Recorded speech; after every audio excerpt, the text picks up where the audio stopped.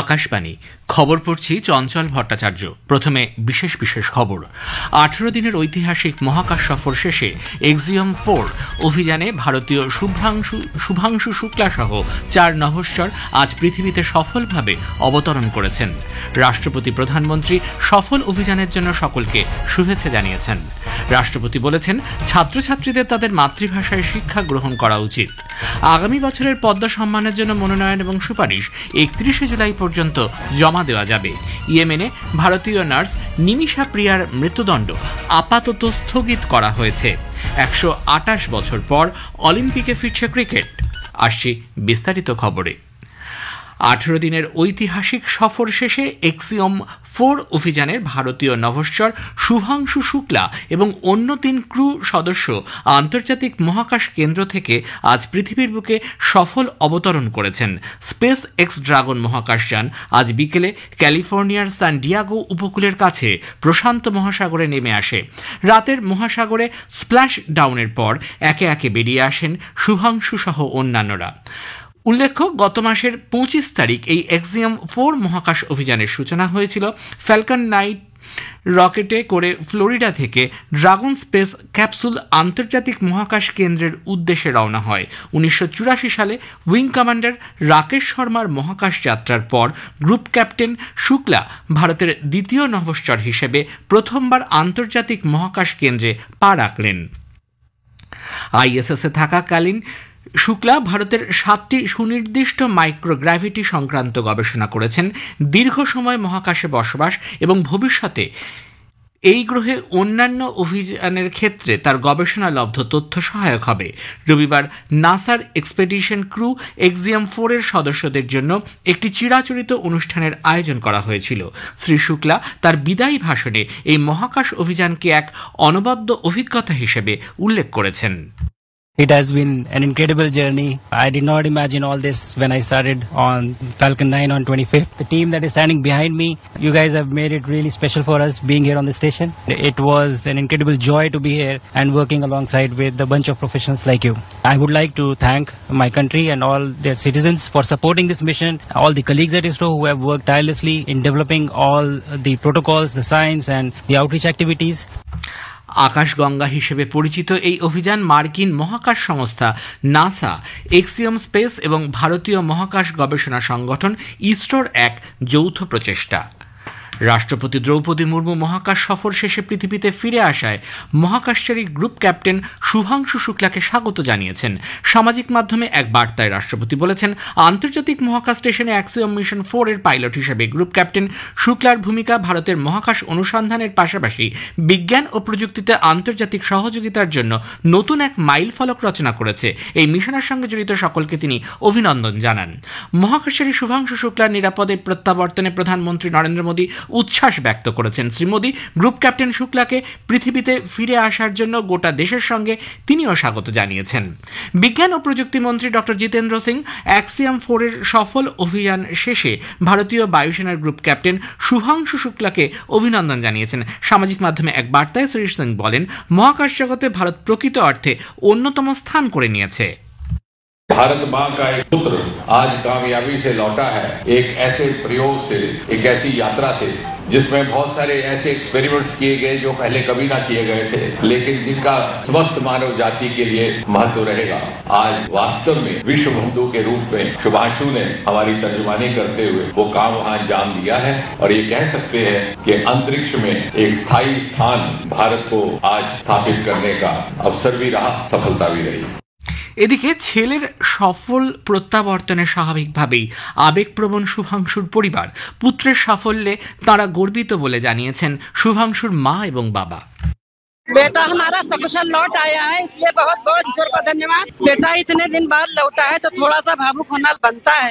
ये भावुक पल है, बहुत अच्छा लग रहा है। इस समय जो है हम लोग बच्चे को देखकर बहुत खुश हैं। ये यात्रा अच्छी रही, उसका मिशन पूरा हुआ। अब ईश्वर को बहुत बहुत धन्यवाद और सभी देशवासियों का आभार प्रकट करते हैं।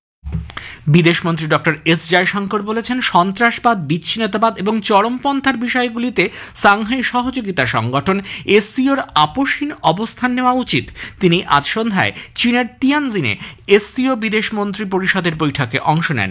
পাহেলগাঁওয়ে সন্ত্রাসবাদী হামলার কথা উল্লেখ করে মন্ত্রী বলেন, ধর্মীয় বিভেদ তৈরির উদ্দেশ্যে এবং জম্মু কাশ্মীরের পর্যটন ভিত্তিক অর্থনীতিকে দুর্বল করাই ছিল এর উদ্দেশ্য। রাষ্ট্রসংঘের নিরাপত্তা পরিষদ এই ঘটনার নিন্দা জানিয়েছে এবং সন্ত্রাসবাদের এই নিন্দনীয় কাজের অপরাধী সংগঠক, অর্থদাতা এবং পৃষ্ঠপোষকদের জবাবদিহি করার প্রয়োজনীয়তার উপর গুরুত্ব দিয়েছে। রাষ্ট্রপতি দ্রৌপদী মুর্মু বলেছেন, ছাত্রছাত্রীদের তাদের মাতৃভাষায় শিক্ষা গ্রহণ করা উচিত, কারণ এতে যে কেবলমাত্র আমাদের সমৃদ্ধ ভারতীয় সংস্কৃতি রক্ষিত হবে শুধু তাই নয়, বরং গভীরভাবে প্রতিষ্ঠিত ঐতিহ্যও বজায় থাকবে। ওড়িশার কটকে আজ পঞ্চদশ শতকের মহান ওড়িয়া কবি ও পণ্ডিত আদিকবি সরলা দাসের ৬০০তম জন্মদিন উদযাপন উপলক্ষে আয়োজিত অনুষ্ঠানে ভাষণ দেওয়ার সময় তিনি আরও বলেন, ছাত্রছাত্রীরা যদি মাতৃভাষাকে তাদের শিক্ষার মাধ্যম হিসেবে গ্রহণ করে তবে তাদের প্রতিভার বিকাশ ঘটবে। রাষ্ট্রপতি বলেন, সকলের উচিত মাতৃভাষাকে রক্ষা করা এবং সেই ভাষা সম্পর্কে গর্ব অনুভব করা। তিনি কেন্দ্রীয় শিক্ষামন্ত্রী ধর্মেন্দ্র প্রধানকে কলিঙ্গ রত্ন 2024 পুরস্কারে সম্মানিত করেন। 2026 সালের প্রজাতন্ত্র দিবসে যাঁদের পদ্ম সম্মানে ভূষিত করা হবে তাঁদের জন্য মনোনয়ন এবং সুপারিশ জমা দেওয়ার কাজ চলছে। আগামী 31শে জুলাই পর্যন্ত এই প্রক্রিয়া চলবে। এই মনোনয়ন ও সুপারিশ শুধুমাত্র রাষ্ট্রীয় পুরস্কার পোর্টাল https://awards.gov.in এ অনলাইনে দেওয়া যাবে।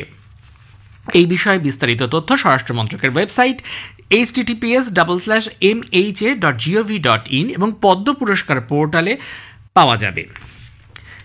UIDAI 7 বছর এবং তার উপরের বাচ্চাদের জন্য বাধ্যতামূলক বায়োমেট্রিক আপডেট সম্পন্ন করতে অভিভাবকদের কাছে আবেদন জানিয়েছে। UIDAI এক বিবৃতিতে বলেছে, 7 বছর বয়সে পৌঁছানো শিশুদের জন্য বায়োমেট্রিক আপডেট সম্পন্ন করা গুরুত্বপূর্ণ এবং বাধ্যতামূলক। তথ্য ও প্রযুক্তি মন্ত্রক জানিয়েছে, বর্তমানে শারীরবৃত্তীয় কারণে 5 বছরের নিচে শিশুদের জন্য আঙুলের ছাপ বা আইরিস স্ক্যান দিতে হয় না, কিন্তু শিশুটি 5 বছর বয়সে পৌঁছালে তখন এই বায়োমেট্রিক আপডেট করতে হবে। এ খবর প্রচারিত হচ্ছে আকাশবাণী থেকে। ইয়েমেনে ভারতীয় নার্স নিমিষা প্রিয়ার মৃত্যুদণ্ড আপাতত স্থগিত করা হয়েছে। আগামীকাল তা কার্যকর করার কথা ছিল। সাম্প্রতিক সময়কালে কেন্দ্রীয় সরকার নিমিষা প্রিয়ার পরিবারের সঙ্গে অন্য পক্ষের পারস্পরিক সম্মতিতে সমাধানে পৌঁছানোর জন্য আরও সময় দেওয়ার জন্য সমন্বিত প্রচেষ্টা চালিয়েছে। মামলা শুরু থেকেই সরকার এই বিষয়ে সম্ভাব্য সব ধরনের সহায়তা করছে। প্রধানমন্ত্রী নরেন্দ্র মোদী আগামী শুক্রবার 18 জুলাই একদিনের সফরে পশ্চিমবঙ্গে আসছেন। সরকারি সূচি অনুযায়ী ওই দিন বিকেলে পশ্চিম বর্ধমানের দুর্গাপুরে তিনি একাধিক গুরুত্বপূর্ণ প্রকল্পের শিলান্যাস ও উদ্বোধনের পাশাপাশি একটি রাজনৈতিক জনসভায় ভাষণ দেবেন। শুক্রবার দুপুর 2:30 নাগাদ প্রধানমন্ত্রী অন্ডাল বিমানবন্দরে এসে পৌঁছাবেন। এরপর সড়কপথে তিনি যাবেন দুর্গাপুরের নেহেরু স্টেডিয়ামে। সেখানে প্রধানমন্ত্রী বিভিন্ন প্রকল্পের শিলান্যাস, উদ্বোধন এবং জাতির উদ্দেশ্যে উৎসর্গ করবেন। আগে কিছু না জানিয়ে ডিভিসি তাদের জলাধারগুলি থেকে অতিরিক্ত পরিমাণে জল ছাড়ায় পশ্চিমবঙ্গের দক্ষিণের বেশ কিছু জেলায় বন্যা পরিস্থিতি তৈরি হয়েছে বলে রাজ্য সরকার অভিযোগ করেছে। বিভিন্ন জেলা জলমগ্ন হয়ে পড়ায় মুখ্যমন্ত্রী মমতা ব্যানার্জি আজ নবান্নের জরুরি ভিত্তিতে মুখ্য সচিব, স্বাস্থ্য সচিব, ডিজিপি, স্বরাষ্ট্র সচিব সহ সংশ্লিষ্ট বিভিন্ন দপ্তরের আধিকারিক ও সব জেলার জেলাশাসক এবং পুলিশ সুপারদের সঙ্গে পরিস্থিতি নিয়ে পর্যালোচনা বৈঠক করেন। গত 18 জুন থেকে ডিভিসি 27,000 লক্ষ কিউবিক মিটার জল ছেড়েছে বলে তিনি জানান। বন্যা পরিস্থিতি প্রতিরোধে ডিভিসির জলাধারগুলি থেকে পলি তুলে নাব্যতা বৃদ্ধির জন্য এর আগে প্রধানমন্ত্রী নরেন্দ্র মোদীকে চিঠি দেওয়া হলেও নীতি আয়োগের বৈঠকে বারবার বিষয়টি তোলা হয়েছে, অথচ কোনো পদক্ষেপ নেওয়া হয়নি বলে মুখ্যমন্ত্রীর অভিযোগ। ত্রিপুরা সরকার রাজ্যের শিক্ষা দফতরে শিক্ষক পদে বেশ কিছু নিয়োগের সিদ্ধান্ত নিয়েছে। আগরতলার মহাকরণে এক সাংবাদিক সম্মেলনে রাজ্যের পর্যটন ও পরিবহন মন্ত্রী সুশান্ত চৌধুরী জানান, স্নাতকোত্তর শিক্ষক পদে 915 জন, স্নাতক শিক্ষক পদে 700 জন, অর্থাৎ মোট 1615 জন শিক্ষককে নিয়োগ করা হবে। 128 বছর পরে অলিম্পিকে ফিরছে ক্রিকেট। 2028-এ লস অ্যাঞ্জেলসে 5টি নতুন ইভেন্টের অন্যতম হবে ক্রিকেট। অলিম্পিক শুরু হবে 12 জুলাই, চলবে 29 জুলাই পর্যন্ত। শেষে বিশেষ বিশেষ খবর আরও একবার। 18 দিনের ঐতিহাসিক মহাকাশ সফর শেষে এক্সিয়াম 4 অভিযানে ভারতীয় শুভাংশু শুক্লা সহ 4 নভশ্চর আজ পৃথিবীতে সফলভাবে অবতরণ করেছেন। রাষ্ট্রপতি, প্রধানমন্ত্রী সফল অভিযানের জন্য সংশ্লিষ্ট সকলকে শুভেচ্ছা জানিয়েছেন। খবর শেষ হলো। কিছু পরে শুনবেন স্থানীয় সংবাদ।